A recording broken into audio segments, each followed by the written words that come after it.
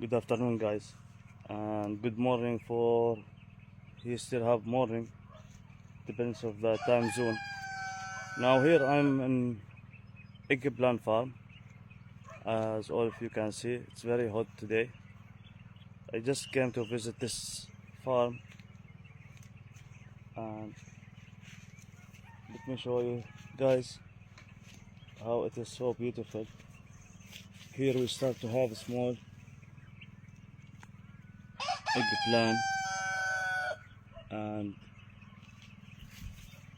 little bit later, 1 week, we will start to harvest it. Actually the weather here is so clear, so nice, but actually it is so hot. That's why I'm sweating.